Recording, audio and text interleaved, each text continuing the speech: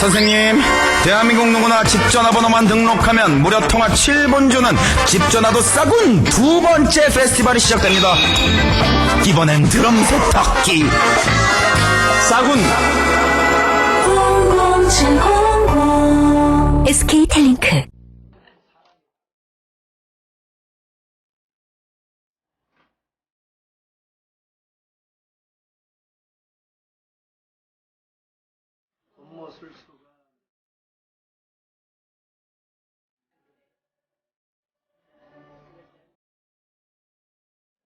이마에서 그런 중간상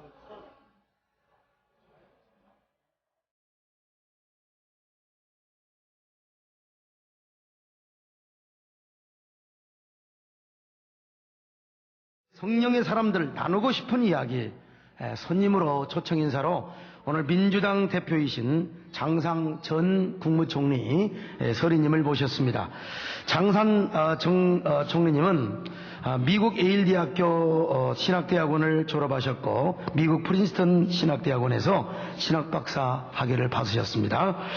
이화 여자대학교 학장과 대학원장, 부총장, 총장을 역임하셨고 우리나라 여성 최초로 우리나라 국무총리 서리를 하셨던 참 훌륭한 분이십니다.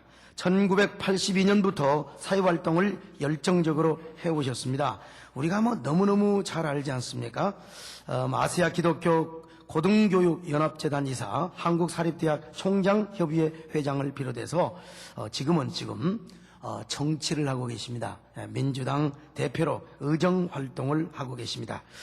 다수의 역사와 주요 저서도 집필하셨는데 지금 현재 60이 넘으신 연세지만 지금도 나는 꿈을 꾼다. 이런 제목의 저서를 이렇게 집필하셨고 말씀과 함께하는 여성, 바울의 역사의식과 복음, 인권화에 논문을 많이 이렇게 지으셨습니다. 특별히 1999년 국민훈장 모란장을 수상하셨고 2003년 프린스턴 대학 신학대학원의 자랑스러운 동문상, 예일대학교 신학대학원의 자랑스러운 동문상, 그리고 2005년 청조 근정훈장을 받으셨습니다. 제가 아는 우리 장상 총리님은 특별히 또 목사 안수도 받으셔서 특별히 저와 같은 지역 목회는 안 하시지만은 광역 목회를 하시면서 여러 가지 선교 차원에서 정치 세계까지 가셔서 정치 선교까지 하시는 그런 훌륭한 분이십니다. 지성과 영성을 갖추시고 더더구나 리더십을 참으로 갖추신 훌륭한 여성 지도자이십니다. 우리 장상 목사님은 이 정치를 할 수 있는 분입니다. 리더십이 있고 인격도 가지고 있지만 카리스마를 갖춘 이런 훌륭한 지도자이십니다.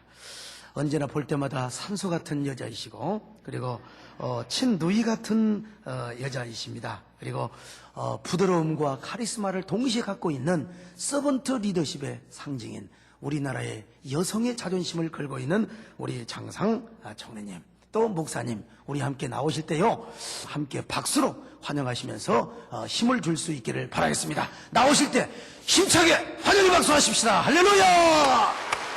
환영의 박수합니다.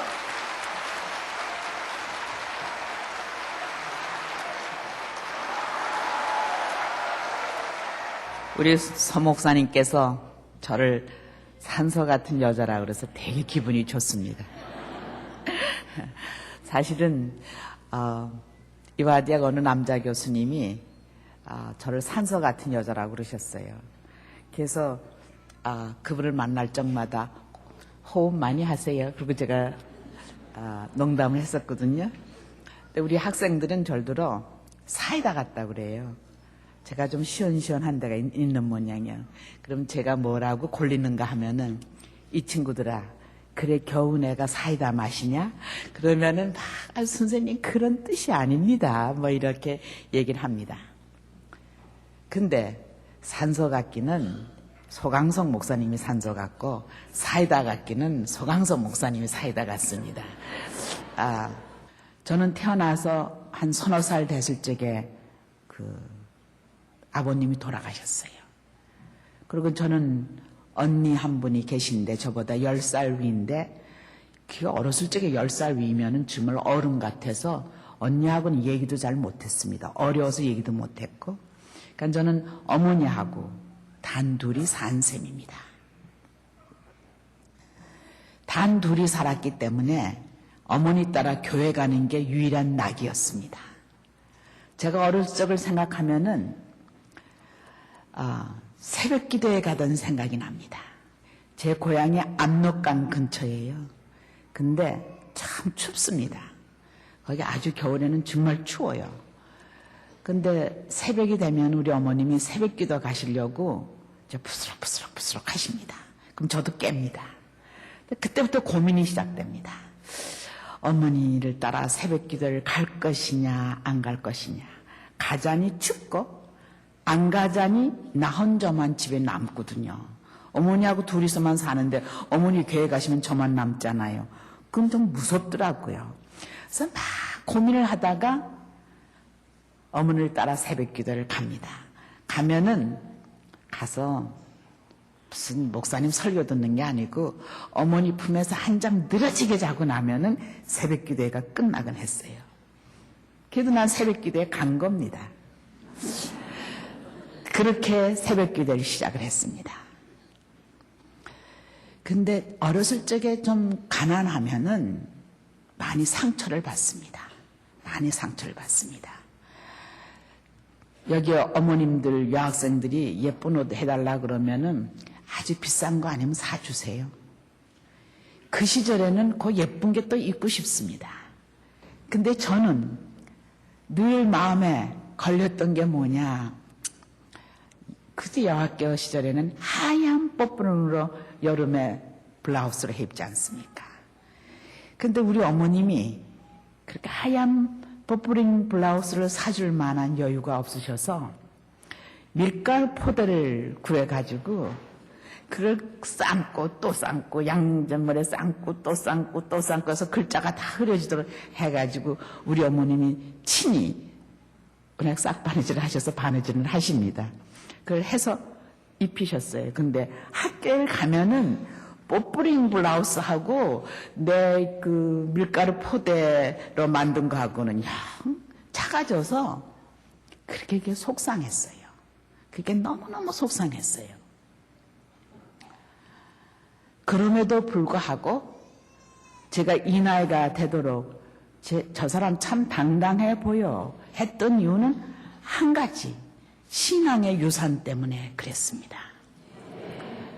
그래서 자녀들에게 무엇을 물려주실 것인가? 뭐 강남에 근사한 집이나 뭐 수지에 비싼 아파트 주실 생각 마시고 신앙을 물려주시기 바랍니다. 그 신앙은 그 사람을 부자도 만들고 성공하게 만들고 자신만만하게 만듭니다. 오늘 여러분들에게 제가 드릴 제목은 사랑에 관계된 것입니다.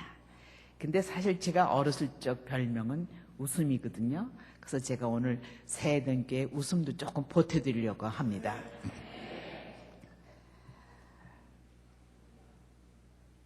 성경에 보면은 예수님의 말씀이 다 담겨져 있는데 이제 옛날이나 지금이나 예수님의 교훈을 요약해서 알고 싶은 사람들이 있습니다.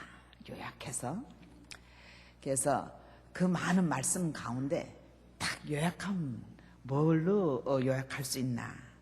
그래서 마태복음에 가서 보면은 어떤 그 율법사가 일어나서 선생님, 율법 중에 어느 계명이 가장 큽니까? 그러니까 가장 위대하고 중요한 계명이 뭡니까? 이렇게 묻습니다.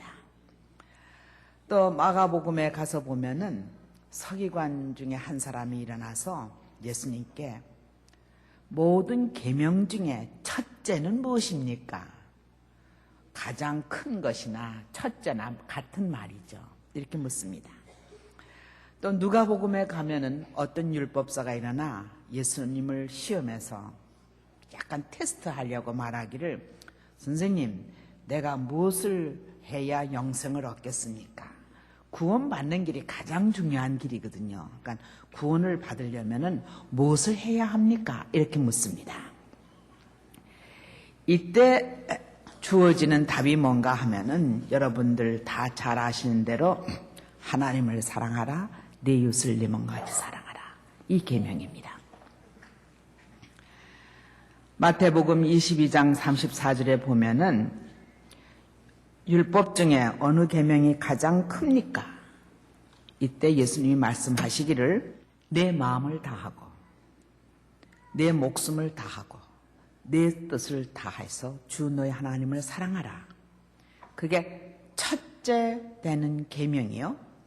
둘째는 그와 같으니 그런 말은 뭔가 하면은 둘째도 크고 첫째 되는 계명이니 그런 얘기입니다. 그와 같으니 내 이웃을 내 몸과 같이 사랑하라. 이렇게 두 말씀을 해 주십니다. 마가복음 12장에 가면은 예수님께서 또 이렇게 얘기를 하십니다. 모든 계명 중에 첫째가 무엇입니까? 그러니까는 내 마음을 다하고 목숨을 다하고 뜻을 다하고 힘을 다해서 주 너의 하나님을 사랑하라. 둘째는 이것이니 내 이웃을 내 몸과 같이 사랑하라. 그런데 이 둘보다 더 큰 계명은 없다. 우리 한국말로 보면 이에서 더 큰 계명이 없다 그러는데 여기 젊은 분들 많이 오셨는데요. 영어로 보면은 this가 아니라 these입니다. 복수로 되어 있습니다. 이것들보다 더 큰 계명은 없다. 그 말씀 뭔가 하면은 하나님을 사랑하는 계명과 내 이웃을 내 몸과 같이 사랑하는 계명은 그 둘 중에 어느 것이 더 큰 게 아니고 그 둘은 함께 가장 큰 계명이다. 그런 이야기입니다. 근데 누가복음에 가면 어떻게 나오느냐? 누가복음에는 조금 전에 말씀드린 대로 영생을 얻는데 뭐가 필요합니까? 그러니까 예수님이 그 사람에게 묻습니다. 성경에 뭐라고 기록되어 있느냐? 그랬더니 이 질문을 받은 자가 내 마음을 다하며 목숨을 다하며 힘을 다하며 뜻을 다하여 주 너의 하나님을 사랑하고 또한 내 이웃을 내 몸과 같이 사랑하라 하였나이다. 예수님이 말씀하시기를 내 대답이 옳도다. 이를 행하라. 그러면 살리라. 이렇게 명령을 받은 자가 조금 자기를 좀 근사하게 드러내고 싶었습니다. 그래서 제 이웃이 누구입니까? 이렇게 질문을 던집니다. 그래서 선한 사마리아인의 예가 나오게 되는 것입니다. 제가 이 말씀을 이렇게 장황하게 드리는 이유는 마태복음, 마가복음, 누가복음에 똑같이 하나님을 사랑하라, 내 이웃을 사랑하라는 계명이 주어져 있습니다. 그런데 누가복음에서는 내 이웃을 내 몸과 같이 사랑하라 하고 선한 사마리아인의 이야기가 나옵니다. 그래서 교회에서 보면은 목사님들이 설교하실 적에 하나님을 사랑하라. 그 설교보다는 내 이웃을 내 몸과 같이 사랑하라는 설교를 더 많이 하십니다.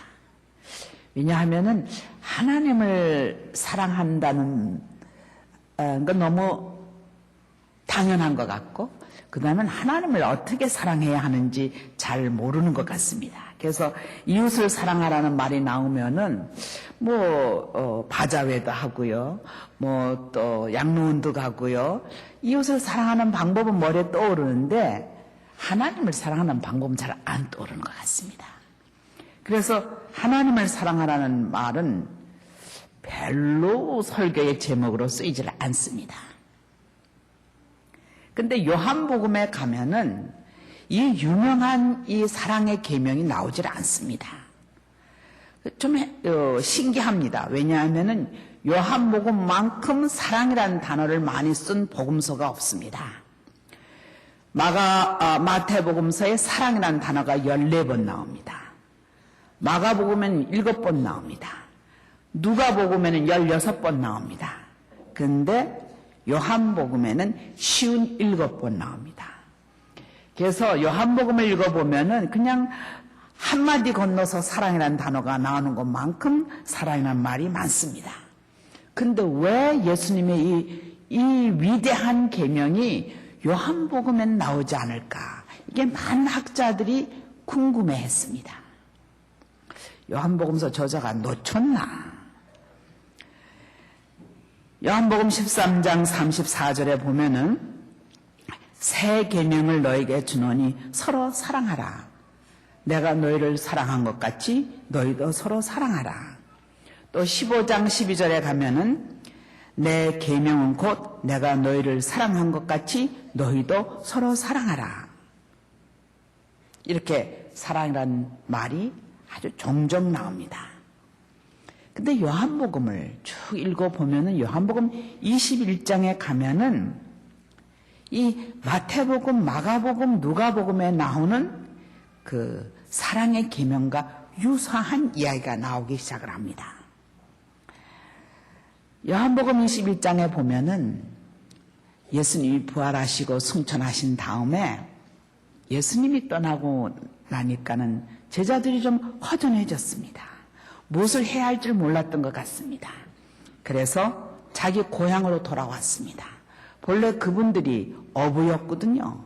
그래서 고향으로 돌아와서 디베랴 호숫가, 이게 갈릴리 호수의 하나의 또 이름입니다. 디베랴 호숫가에서 물고기를 잡고 있었습니다. 근데 거기에 예수님이 나타나셨습니다. 제자들은 밤새도록 고기를 잡으려 했지만 잡질 못했어요. 근데 새벽녘에 예수께서 바닷가에 서서서 제자들을 보시면서 물고기를 잡았느냐? 못 잡았습니다. 이쪽에다 던져라. 던졌더니 물고기가 엄청나게 많이 잡혔습니다. 그래서 물고기를 그물을 올려가지고 그 다음에는 육지에 올라와서 보니까 예수님이 초찬을 준비해 놓으셨습니다. 제가 그거를 디베랴 호숫가의 조찬 모임이라 그럽니다. 요즘 조찬 모임이 유행이거든요. 저는 부활절 아침에는 다 디베랴 호숫가 조찬 모임을 가져야 한다고 생각을 합니다. 예수님이 제자들과 아침 식사를 나누시다가 시몬 베드로에게 뜻밖의 질문을 던지십니다. 요한의 아들 시몬아, 네가 이 사람들보다 나를 더 사랑하느냐? 베드로가 네 하고 대답했습니다. 좀 당황하지만은 주여 그렇습니다. 내가 주를 사랑하는 줄 주께서 아십니다. 예수님 또 한참 계시더니 요한의 아들 시몬아, 네가 나를 사랑하느냐? 두 번째 질문을 던지셨습니다. 베드로는 좀 당황했을 것입니다. 그러나 다시 주여 그러하여다. 내가 주를 사랑하는 줄 주께서 아시나이다. 근데 놀랍게도 예수님이 세 번째로 요한의 아들 시몬아, 네가 나를 사랑하느냐? 또 질문하십니다. 이 성경 말씀을 우리 모두 여러 번 읽었습니다. 저도 설교를 여러 번 했습니다. 서 목사님도 설교 여러 번 하셨을 거예요. 근데 제가 몇 년 전에 소위 아까 최초의 여성 총리 설이었다고 소개를 하셨는데 그거는 영광이었고 또 상처였습니다. 여기 어른들께서는 기억하시겠지만 한 4년, 5년 전 얘기입니다만은 청문회 때 아주 그냥 호되게 당했거든요. 그래서 좀 마음이 많이 상처를 받았습니다. 상처를 받고 집에 있는 동안 책은 읽어지지 않더라고요. 그 시절에는 제가 성경을 정말 정성을 다해서 읽기 시작을 했습니다. 근데 이 요한복음 21장에 와서 요한의 아들 시몬아, 네가 나를 사랑하느냐? 이 질문이 장상아, 내가 나를 사랑하느냐? 이런 질문으로 들려오는 거예요. 장상아, 네가 나를 사랑하느냐? 수없이 들려오는 거예요. 근데 제가 저 자신을 보니까는 베드로와 같이 확실하게 대답을 못하고 있더라고요. 여기서 네가 나를 사랑하느냐 하는 질문은 내가 너를 사랑하는데 너는 나를 사랑하느냐 그런 질문입니다. 베드로, 내가 너를 사랑한다. 근데 너는 3번이나 나를 배신했다. 예수님 십자가에 달리실 때 나는 그분 모른다고 3번이나 등을 돌렸었거든요. 근데 주님이 부활하신 다음에 다시 그 바닷가로 오셔서 시몬 베드로, 요한의 아들 시몬아, 네가 나를 사랑하느냐 하고 3번씩 물으셨습니다. 저는 그 충격을 가지고 하나님께서 나를 사랑하셨는데 어떻게 나를 사랑하셨지? 하나님이 나를 사랑하신 흔적을 찾으려고 마음먹었습니다. 찾기로 마음먹었습니다. 그게 제 자서전의 시작입니다. 그랬기 때문에 자서전을 쓰기 시작을 했습니다.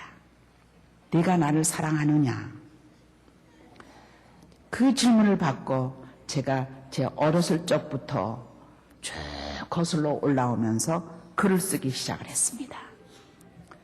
글을 쓰면서 보니까는 정말 하나님의 사랑이 그냥 구구절절히 넘치더라고요.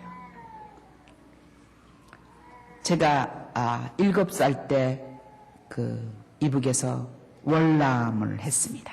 소위 남쪽으로 피난을 왔습니다. 어머니하고 단둘이 이제 오는데 황해도를 지나서 황해도에서 이제 그 산을 타고 막 걸어오고 그랬어요. 근데 안내자가 그때도 있었습니다. 38선을 건너주는 안내자가 있었습니다. 그 38선을 돈 받고 건네어주는 안내자가 우리들어 모녀가 빨래하러 가는 것 같이 그렇게 치장을 하고 38선을 건너자고 얘기를 했습니다. 그래서 이제 우리 어머니도 빨래하는 것 같이 하고 저도 빨래하러 가는 것 같이 했는데 제가 들었던 그 보따리에는 성경 찬송가가 들어있었거든요. 그러니까는 그 빨래할 내용은 아니지만 아무튼 그렇게 그 사람을 쫓아갔습니다. 근데 깊은 산속에 들어갔는데 이 황해도 여자가 막 앞으로 빨리 가는데 우리들은 막 따라오라고 그래요. 한참 가다 보니까 그 여자가 사라졌어요. 그 여자가 사라졌어요. 그래서 막 그 여자를 아주머니라고 찾는데 인민군 셋이 딱 나타났어요.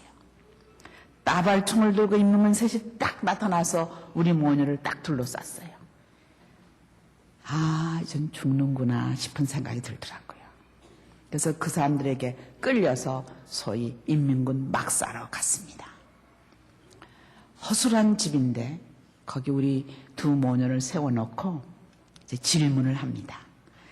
근데 우리는 빨래하러 가는 걸로 위장을 했거든요. 근데 우리 어머님은 솔직하기가 지나치실 만큼 솔직하신 분입니다. 그 인민군이 물었습니다. 어딜 가십니까? 그러니까 이남에 갑니다. 이거는 날 죽여주세요 하는 말하고 똑같죠. 왜 갑니까? 우리는 예수 믿기 때문에 이남에 갑니다. 이것도 죽을 내용이거든요. 3번째, 이남에 누가 있습니까? 큰딸이 있습니다. 큰딸이 뭐 합니까? 신학교에 다닙니다. 저희가 감리교 신학대학원을 대학을 다니고 있었어요. 이것도 죽을 내용 중에 속하거든요. 제가 그 순간 우린 죽는구나. 그러고는 하나님한테밖에 기도할 수가 없구나. 그래서 제가 그 인문군들어 나 뒷간에 가겠다고 그랬습니다. 어렸을 적에는 화장실이라고 안 그래요. 그때는 뒷간이라고 그러죠. 그래서 뒷간을 갔습니다. 제가 무슨 기도를 했는가는 뭐 뻔하겠지만은 이 기도는 했습니다. 하나님, 이렇게 더러운 데서 기도해서 죄송해요. 그런 기억이 납니다. 그런데 옆을 보니까는 죽은 사람이 거적에 씌워져 있어요. 아주 그냥 사색이 돼서 제가 뛰어나왔습니다. 뛰어나와서 이제 그 인민군들이 우리 2 모녀를 세워놓고는 그냥 지켜보는 거예요. 그런데 어떤 아주머니가 이렇게 광우리에다가 뭘 담고 왔습니다. 보니까 점심이에요, 점심. 이게, 산 등성에 있으니까는 이제 마을에서 점심을 해서 나르는 것 같습니다. 근데 그 아주머니가 날 보더니 아주 측은해 하는 걸 느낄 수가 있었습니다. 거기는 워낙 최전방이기 때문에 잡으면은 총살이에요. 그런 최전방입니다. 근데 우리 모녀를 보니까 한심했던 거예요. 그래서 절 보고 머리를 이렇게 해주는 거예요. 그 참 안쓰럽다는 뜻으로. 그 광어리 걸 내려놓더니 인민군 들어 이분이 이 사람들 처치하고 먹으면 밥맛 없으니까 그냥 보내래요. 근데 인민군이 그러니까 그렇게 그냥 보내면 됩니까? 안 보내려고 그러죠. 근데 이 황해도 아주머니가 자꾸 보내래요. 처치하고 먹으면 밥맛 없지 않느냐는 거죠. 내가 맛있는 거 가져왔는데. 그래도 안 보내니까는 그분이 내가 이따 중참을 한 번 더 갖다 주겠대요. 근데 제가 그때 어리고 무식해서 중참이 무슨 소리인지를 모르겠어요. 근데 분명히 중참이라고 들었어요. 제가 이남에 내려오자마자 어른들한테 중참이 뭡니까? 하고 물었어요. 중간에 다시 한번 참 먹는 게 중참이라면서요. 근데 그 산등성에서 인민군들이 온종일 지키고만 있는데 먹을 게 뭐가 있겠습니까? 그 중참이란 말에 이분들이 마음이 동했습니다. 그래가지고 뭐 자기들끼리 눈물로 막 왔다 갔다 하더니 갑시다 그래요. 이게 가자는 게 총살시키러 가자는 것인지 뭔지 모르겠어요. 그래서 우리가 주저하니까는 38선까지 대다 주겠대요. 그래서 앞에 인민군 서고 우리 어머니 나 서고 뒤에 인민군 또 하나 서고 한 사람은 그 막사를 지키고 인민군의 호의를 받으면서 이제 나가는 거예요. 어딜 가나 모르겠는데 자 조금만 걸어가니까는 두 길이 나오는데 요 윗길로 가면은 로스케가 지키고 여러분들 로스케가 뭔지 모르죠. 그때 소련군 우리나라에 해방되고 나서 우리나라에 들어왔던 소련군을 로스케라고 그랬습니다. 소련군이 지키는 데고 일로 내려가면은 38선이 나온다는 거예요. 근데 저는 제 감에 38선이 뭔지 감이 잘 안 잡혀요. 근데 가다 보니까는 그 철사가 있고 그 철사에 선안당에 가면은 뭐 이렇게 빨간 줄, 흰 줄 뭐 이런 거 이렇게 둘둘둘 많아놓죠. 그렇게 해놨어요. 근데 이게 38선이라는 거예요. 38선이 그렇게 웃기는 거예요. 근데 거기 이렇게 개군형이 있어요. 이렇게 밑으로 이렇게 내려가게 되는데 이걸로 내려가서 논두렁을 따라서 끝까지 가면은 토성 피난소로 직행하게 된다는 거예요. 내려가라는 거예요. 내려가라고 그러는데 우리는 내려가면 따르륵 하고 줄일 것만 같은 거예요. 그래서 못 내려가는 거예요. 근데 막 인민군이 내려가래요. 내려가라고. 내려갔어요. 내려가서 논두렁 따라서 계속해서 가다 보니까 토성이 나왔어요. 그래서 제가 오늘 여기에 있습니다.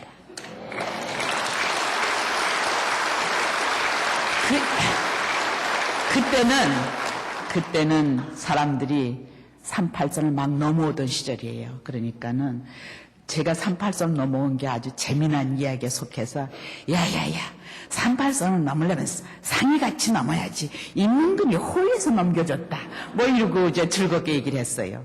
그리고 저도 그냥 그 어렸으니까 즐거운 걸로 생각을 했는데 크면서 생각해 보니까는 그 아주머니가 천사였구나. 하나님이 보낸 천사였구나. 하나님이 보내신 천사였다. 그래서 저희 어머님이 기도하실 적마다 38선에서 구해주신 하나님 이러고 기도를 하셨습니다. 주기도에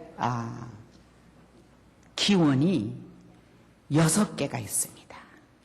6개가 있고 나중에 이제 붙인 마지막 결론되는 기원이 또 하나 있어서 기원을 모두 7개로 받아줬습니다. 근데 처음에 기도는 하나님과의 관계된 것입니다. 하나님의 이름을 거룩하게 하옵시며 하나님의 나라가 임하옵시며 하나님의 뜻이 하늘에서 이루어진 것 같이 땅에서 이루어지이다. 이런 내용입니다. 여러분들은 주기도문 외울 적에 이름을 거룩하게 하옵시며 나라에 임하옵시며 뜻이 하늘에서 이루어진 것 같이 이렇게 하시기 때문에 하나님이 빠져 있지만은 그거를 그대로 번역을 하면은 하나님의 이름을 거룩하게 하옵시며 하나님의 나라가 임하옵시며 하나님의 뜻이 하늘에서 이루어진 것 같이 땅에서도 이루어지이다. 이게 완전한 문장입니다. 하나님의 이름을 거룩하게 하옵시며 이게 무엇을 뜻하느냐? 유대인들은 하나님이 너무 경외로운 존재였기 때문에 감히 하나님을 하나님이라고 부를 수 없어서 하나님의 이름이라고 대신해서 불렀습니다.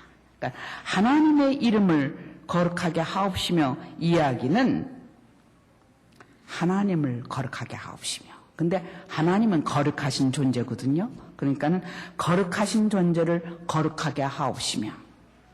또 말을 바꾸면은 하나님이 하나님으로 인정되고 존중되고 예배될지어다. 그런 뜻입니다. 우리는 하나님의 이름을 명예롭지 못하게 하거나 하나님의 이름을 오용하거나 하나님의 이름을 모독하는 경우가 있습니다. 하나님의 영광을 드러내는 것이 아니라 어떤 교회 행사에서 하나님의 영광이 아니라 하나님의 거룩하신 이름이 아니라 우리 교파, 내 교파, 그리고 또 어떤 훌륭한 분에게 그 영광과 이름을 드러낸다고 한다면은 하나님의 이름은 그때 거룩하게 받들어지는 것이 아닙니다. 하나님의 이름보다 교단의 이름을, 교단의 이름보다 개교의 이름을, 교회보다 어느 개인의 출세를 더 생각하는 교회는 하나님을 사랑하는 교회가 아닙니다. 우리는 스스로에게 우리의 삶에서 거룩하신 하나님을 거룩하신 존재로 우리가 인정하고 존중하고 예배하느냐 하는 것을 늘 스스로 물어야만 합니다. 두 번째 기도는 하나님의 나라가 임하시옵소서. 여기서 나라는 영토를 의미하는 게 아니라 통치를 의미합니다. 하나님의 통치가 임하옵시며 이런 얘기입니다. 하나님의 통치가 임하옵시며. 전통적인 한국교회에서는 대개 전도할 적에 예수 믿고 천당 갑시다 이렇게 얘기를 합니다. 근데 이 천당이 하나님의 나라거든요. 하나님의 나라를 천당으로 번역한 거거든요. 근데 보면은 하나님의 나라는 우리가 가야 하는 곳이라기보다는 하나님의 나라는, 하나님의 통치는 우리에게 다가오는 곳입니다. 그래서 우리가 주기도문에서 기도하기를 하나님의 나라가 임하옵시며 이렇게 기도하는 것입니다. 마가복음 1장 15절에 보면은 예수님의 첫 번 설교, 때가 찼다, 하나님의 나라가 가까이 왔다, 회개하고 복음을 믿으라. 여기서도 하나님의 나라가 가까이 왔다고 돼 있습니다. 하나님의 나라가 임하옵시며 하고 기도하는 우리는 뭘 뜻하느냐? 하나님의 통치가 임할지어다 하고 기도하는 것입니다. 하나님의 통치를 받아들이겠다는 고백입니다. 하나님의 통치. 우리는 대한민국에서 대한민국의 통치를 받습니다. 그러나 우리는 동시에 하나님의 백성으로서 하나님의 통치를 받습니다. 그런데 우리가 하나님의 통치를 정말로 받느냐? 이게 문제입니다. 근데 하나님의 통치보다는 우리는 이 세상의 통치를 더 중요시 여깁니다. 하나님이 통치하신다는 개념조차가 우리에게 다가오지 않을 적이 너무나도 많습니다. 하나님의 통치를 무시한다고 한다면은 네가 나를 사랑하느냐 할 적에 네, 제가 사랑합니다라는 고백을 할 수가 없습니다. 하나님의 통치가 나를 지배해야만 되는 것입니다. 하나님의 통치가 그 어느 힘보다도 어느 권위보다도 가장 최우선이고 중심이 되고 제일이 돼야 되는 것입니다. 하나님을 향한 우리의 사랑을 점검하는 기도문입니다. 세 번째가 하나님의 뜻이 하늘에서 이루어진 것 같이 땅에서도 이루어지이다. 하나님의 뜻이 하늘에서 이루어진 것 같이 땅에서도 이루어지이다. 근데 우리는 이 땅에서는 하나님의 뜻보다는 내 뜻이, 인간의 뜻이 더 이루어지기를 기대하는 것입니다. 제가 무엇을 회개하는가 하면은 하나님, 저는 언제나 하나님께 하나님이 내가 하는 모든 일에 조수가 되시기를 바랬습니다. 그래서 급할 적마다 하나님께 SOS를 치는 거예요. 내가 무슨 시험을 보는지 잘 보게 해주시고, 무슨 장학금을 신청하는데 받게 해주시고, 무슨 취직을 하는데 되게 해주시고, 하나님은 마음씨 좋은 아저씨같이 언제나 뛰어와서 도와주는 그런 조력자같이 생각을 했습니다. 하나님은 도우십니다. 그러나 하나님의 도움은 조력자의 도움이 아니시라 이 세상을 통치하시는 주인으로서의 도움입니다. 내 삶의 주인으로서의 도움이십니다. 그래서 우리는 기도할 적에 대개 사람들이 최선을 다하고 하나님께 맡겨. 그 얘기는 뭔가 하면 최선을 다하고 모자라는 거 있으면 하나님이 채워주실 거야. 하나님은 모자라는 것을 채워주신 자로 착각을 합니다. 근데 사실은 하나님에게 맡기고 그러고 자기는 충성을 다하는 것입니다. 그래서 하나님이 마무리 지시는 것입니다. 이게 똑같아 보여도 다른 거예요. 내가 최선을 다하고 하나님께 맡겨. 그러면은 나머지는 하나님이 정리해 주신다는 얘기예요. 장부 정리하다가 뭐 좀 적자가 나면은 우리 마누라가 알아서 해주겠지 하는 거하고 마찬가지예요. 그런데 그게 아니라 처음부터 하나님께 맡기고 그 하나님을 믿는 믿음으로 충성을 다하고 하나님을에게 신뢰하는 것입니다. 그때는 하나님은 처음부터 끝까지 주관하시는 것입니다. 겟세마네 동산에서 우리 주님이 기도하실 적에 내 뜻대로 마옵시고 하나님의 뜻대로 하옵소서 이렇게 기도하셨습니다.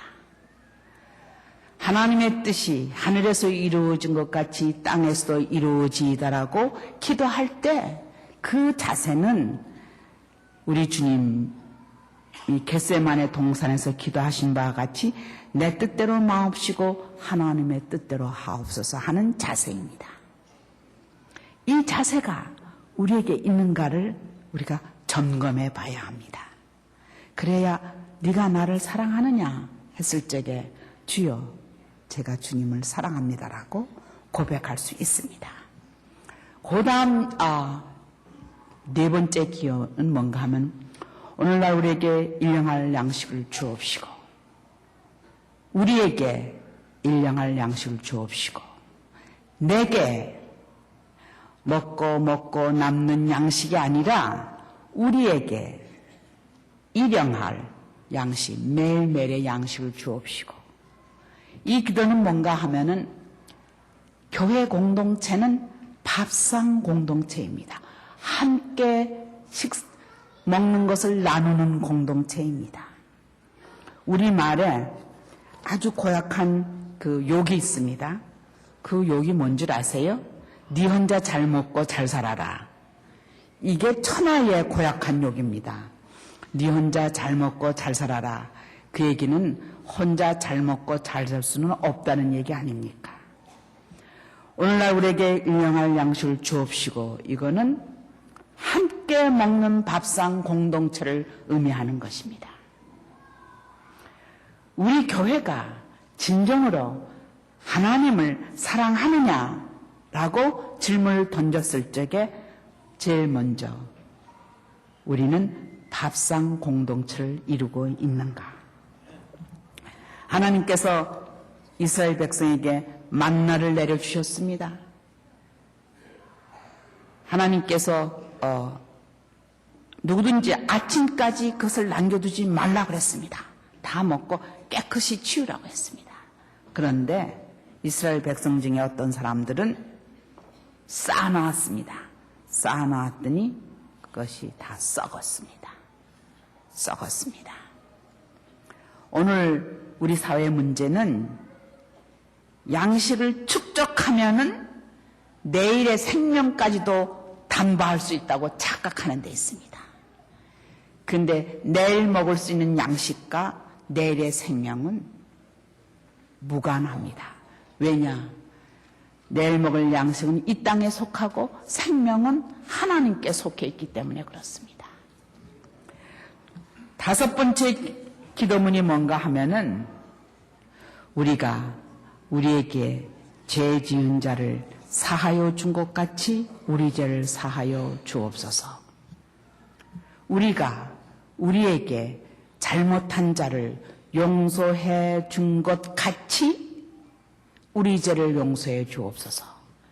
하나님께 우리의 용서를 빌 적에 하나님은 우리가 진정으로 용서를 비는가를 물으시는데 그 진실한 자세를 어디서 보시는가 하면 우리가 우리에게 죄진 자를 사하여 주는 데서 보시는 것입니다. 그러므로 교회에서 분란이 나고 분쟁이 났을 적에 하나님께 용서를 비는 것은 하나님이 들어주실 수가 없습니다.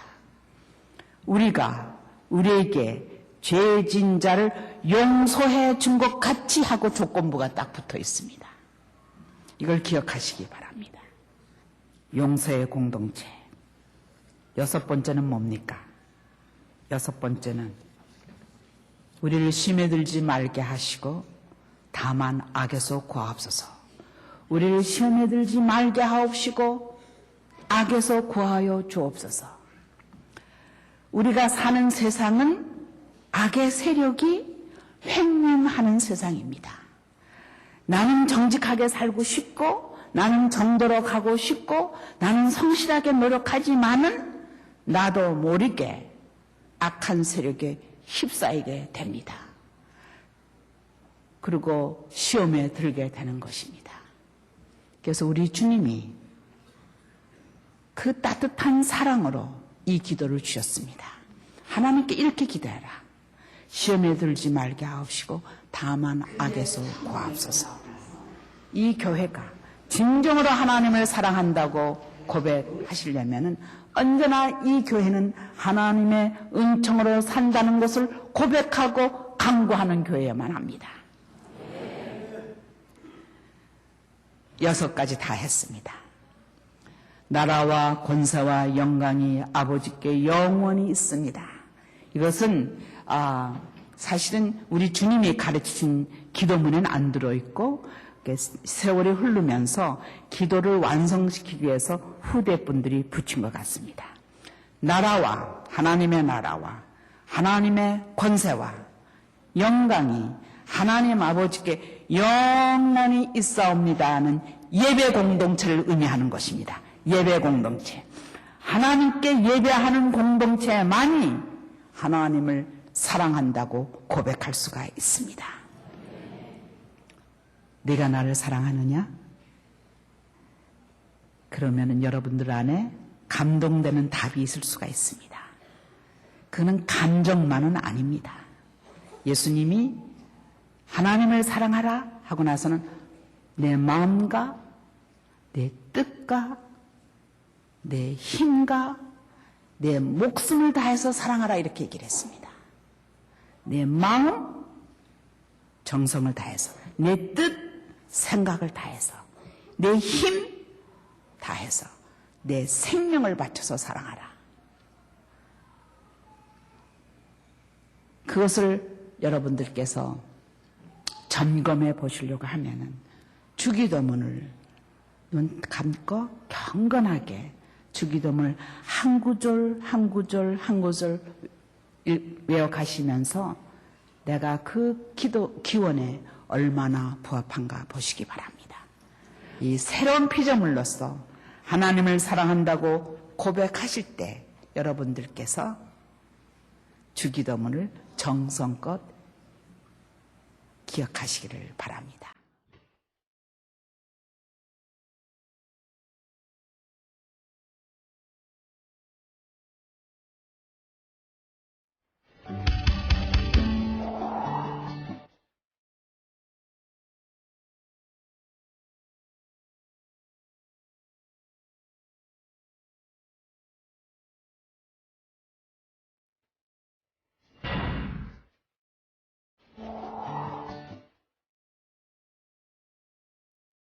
사람을 소중히 여기는 건강기업 인성내추럴. 인성내추럴이 함께합니다. 전성기 때만큼 힘이 넘치진 않지만 공을 멀리 보낼 수 있습니다. 새로운 기술, 뛰어난 재료, 멋진 디자인을 갖춘 NVG2 드라이버가 2006년 새롭게 탄생합니다. 전 그래서 맥그리거를 선택했습니다. 맥그리거의 신제품 NVG2 드라이버. 맥그리거.